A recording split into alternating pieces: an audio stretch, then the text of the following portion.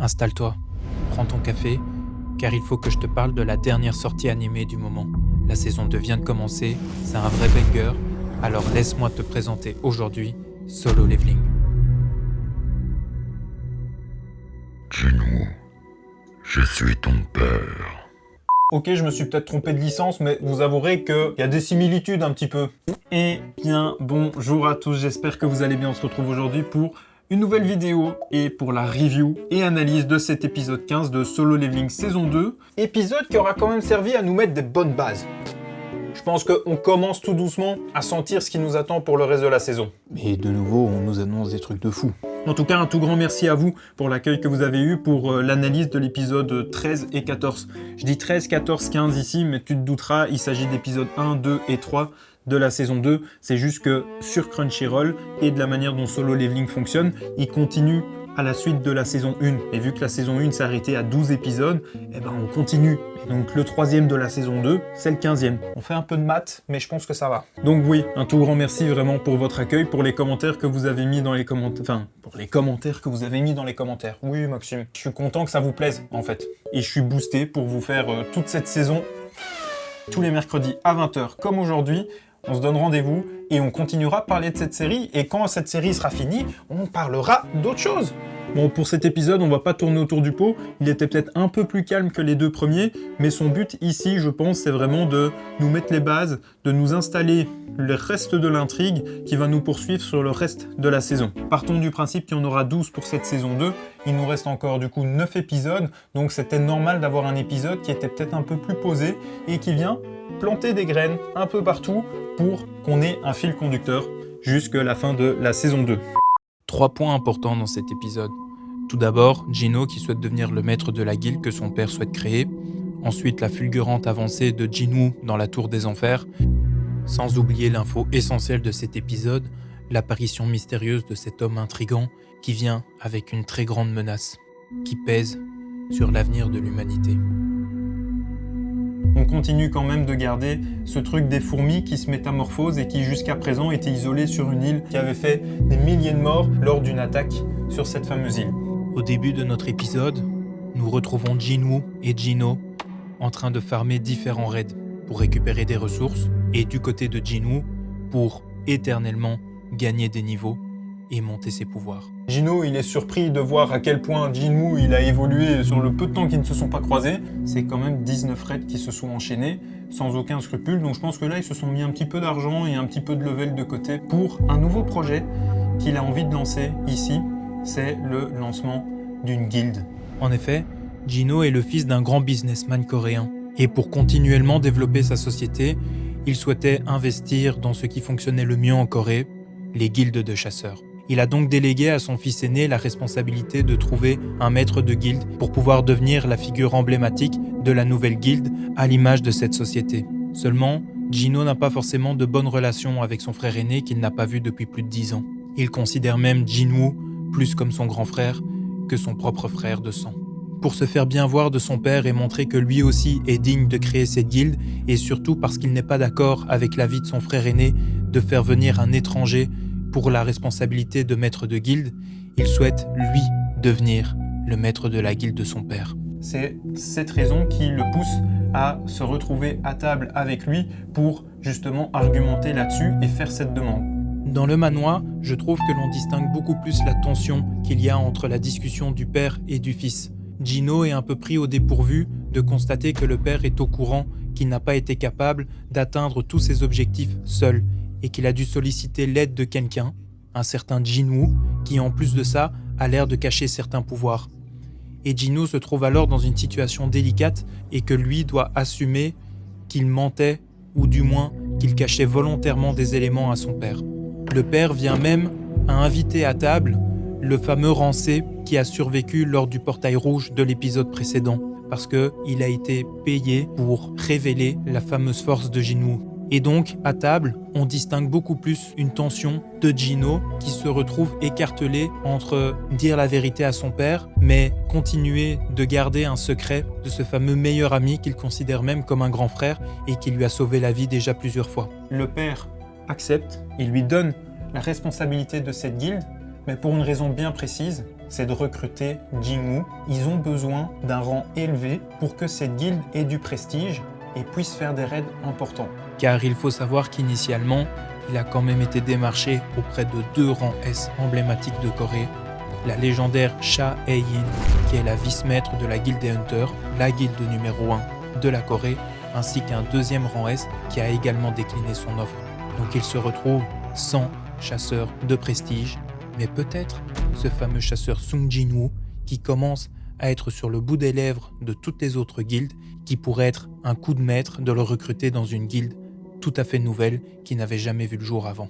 À mon sens, il ne donne pas le statut de maître de guilde à son fils par amour paternel, mais réellement pour une ambition derrière tout ça, que c'est le seul moyen à ses yeux pour pouvoir mettre la main sur Jinwoo. Donc voilà, ça c'est un premier élément qui, à mon sens, dans le livre est beaucoup mieux abordé que dans l'animé. Il est maintenant temps de retourner auprès de notre personnage principal.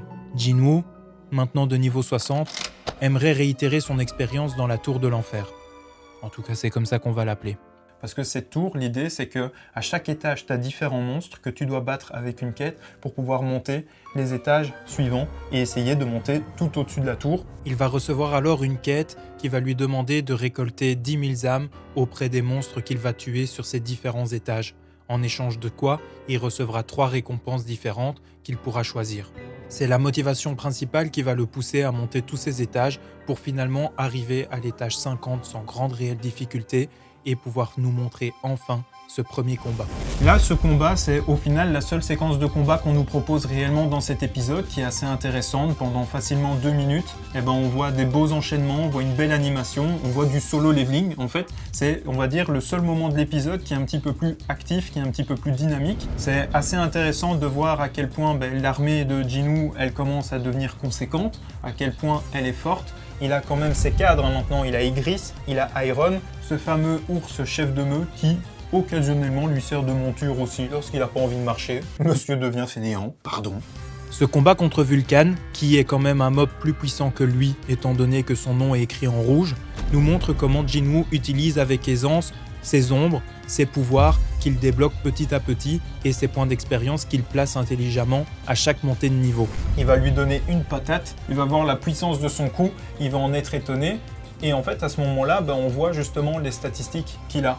Et cadeau, je vous mets les statistiques qu'il a à ce moment-là. Au moins, vous pouvez vous faire une idée, même si on n'a pas forcément d'échelle, on voit des chiffres, mais on ne sait pas jusqu'où ça peut aller.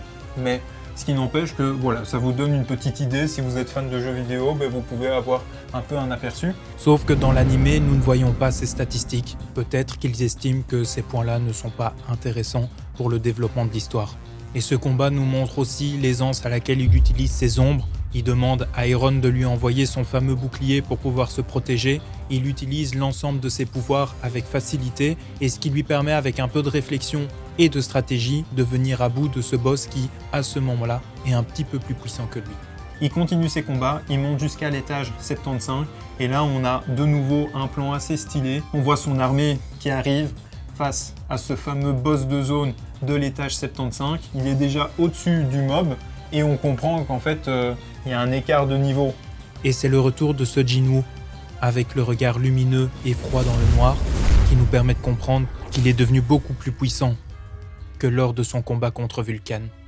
Même si l'épisode nous donne la sensation que son ascension de l'étage 25 jusqu'à cet étage 75 s'est fait assez rapidement, il faut tout de même réaliser que le temps passé dans un donjon n'est pas le temps passé dans la vie réelle. Mais pour Jinwoo, il s'agit de plusieurs jours, voire même semaines. Et ça, on le voit sous forme de clip. On le voit se rationner, se soigner, essayer d'atteindre désespérément ce fameux nombre de 10 000 âmes à tuer. Mais il est vrai qu'on aurait peut-être pu passer un peu plus de temps pour peut-être se rendre un petit peu plus compte du niveau qu'il gagne pendant cette ascension et les difficultés qu'il aurait peut-être rencontrées jusqu'à atteindre ce nouvel étage. Et les objets qu'il récupère. Et ça, on a juste cette petite séquence à la fin de l'épisode où on se pose 2 secondes et où on va vite énumérer tous les objets qu'il a récupérés. Il va récupérer un loot sur chacun de ses boss au niveau 50 et au niveau 75, et il va les garder en fait par pure précaution, de se dire à mon avis ça je vais garder, ça aura une valeur plus tard. Sauf que dans l'animé on nous dit directement que ces 2 objets loot uniques qu'il aura récupérés sur le boss du niveau 50 et celui du 75, serviront à construire l'élixir de vie qui pourrait guérir éventuellement la mère de Jinwoo. Au-delà de ça, il récupère des boucles d'oreilles, il récupère un collier. On voit qu'il y a encore un troisième trou, et donc théoriquement cet objet il devrait le récupérer à l'étage numéro 100, vu que tous les 25 étages, il a un boss à battre qui lui donne un de ces items-là, et chacun a un pouvoir unique, mais c'est vraiment l'addition des trois qui rendront un pouvoir supplémentaire, qui créeront un bonus à Jinwoo. Donc ça, enfin, on a une petite approche jeu vidéo dans Solo Leveling qui est assez intéressante. Il reçoit également une orbe qui lui permet de booster les pouvoirs de magicien, et également une nouvelle clé obtenue dans un cadeau mystère qu'il a pu choisir. Tout ça, finalement, ce sont des objets qu'il aura obtenus lors de la résolution et de la réussite de cette fameuse quête des 10 000 âmes à récolter. Et venons enfin à ce dernier point, le point le plus important à mes yeux de cet épisode. On fait la rencontre avec le père de Jinwoo. On ne sait pas grand-chose de lui. Par contre, ce que l'épisode nous dit, c'est que ça fait 10 ans qu'il était enfermé dans un donjon. Et apparemment, le portail ouvert aux États-Unis a redonné la possibilité de sortir enfin de ce donjon. Aussi, on peut se demander si ce personnage est fiable, car on le retrouve dans ce raid aux États-Unis avec plusieurs chasseurs à ses pieds étalés au sol. Il parle une autre langue, et donc il se laisse enfermer dans une pièce le temps de rapatrier un Américain qui parle coréen. Tilt, est-ce que ce serait pas notre fameux Dong-soo dans l'épisode précédent? Si vous vous rappelez bien, dans l'épisode 14, à un moment, il a eu un coup de fil. C'était ces fameux Américains qui lui demandaient de revenir le plus vite possible au pays pour pouvoir faire l'interrogatoire d'un personnage mystérieux qui a débarqué dans un des raids qu'il devait faire. Commence alors un interrogatoire entre Dong-soo, toujours frustré de ne pas avoir pu assouvir sa soif de vengeance et de sang, et entre ce mystérieux personnage qui nous annoncera être le père de Jinwoo. Et pendant cet interrogatoire, il nous donne quand même quelques informations qui sont importantes. Vu que lui, ça fait 10 ans qu'il est parti, il se pose un peu la question, il dit est-ce que vous savez à quoi servent les raids? À quoi servent les donjons? Vous en savez plus sur les monstres? Vous en savez plus sur les raids? Il y a quelque chose de très dangereux qui se prépare. Vous devriez vous préparer, vous devriez faire attention. Parce que pour l'instant, il n'y a personne qui est capable de tenir tête à ce qui se prépare. Et c'est d'ailleurs comme ça que Dong-soo commence à s'énerver parce que, selon lui, il le sous-estime. Mais ce à quoi Dong-soo aurait dû faire attention, ce sont les menaces que Sung Il-wan venait de lui annoncer. Parce que selon moi, il s'agit bien d'une menace. Il-wan n'a pas l'air de se sentir très concerné de la situation, ou en tout cas, il a l'air de se désintéresser de ça et d'annoncer toutes ces infos avec mépris. Comme s'il était déçu au final de se rendre compte que la Terre n'avait pas évolué pendant son absence. Est-ce que cette fameuse menace qui grandit des fourmis est celle mentionnée par le père de Jinwoo? Et puis, est-ce que le père de Jinwoo est là pour nous défendre? Ou est-ce qu'il est là pour nous mettre en garde? Pourquoi pas même nous faire une menace? Mais Dong-soo fait abstraction de tout ça. Ce qui l'intéresse, depuis qu'il a découvert le lien de parenté entre l'homme en face de lui et Jinwoo qu'il a essayé de tuer précédemment, c'est de se venger. Et la seule manière qu'il a trouvée sur le moment pour satisfaire un petit peu sa vengeance, c'est, sur base des données qu'il avait, lui, en partant de Corée, annoncer à Il-wan que son fils vient de mourir. Ce qui a bien sûr pour effet de mettre Il-wan dans une colère folle. On a une ellipse, et on les retrouve qu'un peu plus tard dans l'épisode, où le bâtiment, il est explosé, et Dong-soo, il est à 2 doigts de mourir en fait. Il est éclaté contre un mur, enfin on sent qu'il s'est pris une raclée, et on apprend même du personnage à côté que ça s'est passé en un clin d'œil. Je ne peux pas m'empêcher de me questionner quant à l'importance d'avoir mis en parallèle l'arrivée du père de Jinwoo à l'ascension dans la tour des enfers de Jinwoo. Plusieurs fois, on a l'occasion de voir des panoramas de la ville dans laquelle Jinwoo s'entraîne, et celle-ci me fait quand même fort penser à tous ces films apocalyptiques dans New York que l'on peut voir, où cette ville est détruite. Et cette pensée sera renforcée justement lors de cette ellipse, après le combat de Dong-soo contre Il-wan, où l'on retrouve un bout de quartier de ce qui semble être New York, sous les flammes et complètement détruit de ce combat. Et là, le parallèle entre les deux villes m'a tapé aux yeux. Est-ce que Jinwoo ne se trouverait pas simplement dans une ville du même gabarit de New York, qui a subi le triste destin que New York devrait subir suite aux annonces et menaces de Il-wan? Est-ce que Jinwoo n'est pas dans un New York alternatif? Ou est-ce qu'il n'est tout simplement pas dans le futur? Je pose ici une théorie, un avis, et je serais très curieux d'avoir votre avis à vous dans les commentaires de cet épisode. La fin de cet épisode nous tease quand même ce fameux paternel qui débarque depuis plus de 10 ans d'absence, que tout le monde pensait mort au final. Est-ce qu'il était aussi puissant que ça avant ?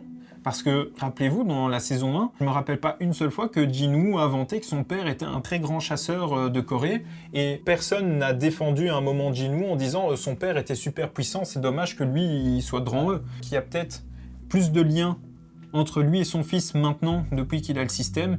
Je trouve qu'il y a des choses à approfondir par rapport à son père. En tout cas, on ne sait pas où il est parti, il s'est volatilisé dans la nature. Est-ce qu'il veut s'assurer que son fils est vivant, que cette information est vraie ? Voilà, on verra ça dans les prochains épisodes.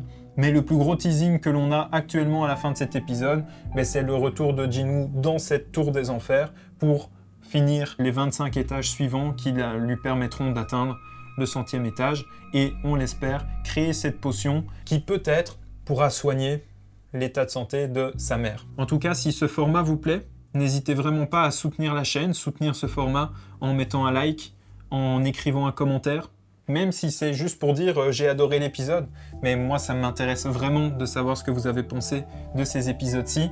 Et surtout, n'oublie pas de t'abonner. On est actuellement, où je tourne cette vidéo, à 84 abonnés.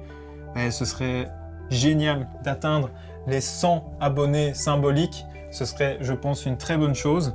Et pourquoi pas faire un événement autour de Solo Leveling si on atteint ces fameux 100 abonnés. Enfin, en tout cas, un tout grand merci pour votre soutien, pour votre présence sur les vidéos et sur cette chaîne YouTube. Je vous fais des gros bisous et je vous donne surtout rendez-vous pour l'épisode 16 qui, je pense, sera très intéressant. Passez une très très belle fin de journée et moi je vous dis à très vite pour l'épisode 16, mercredi prochain à 20h sur cette chaîne YouTube. Je vous fais des bisous.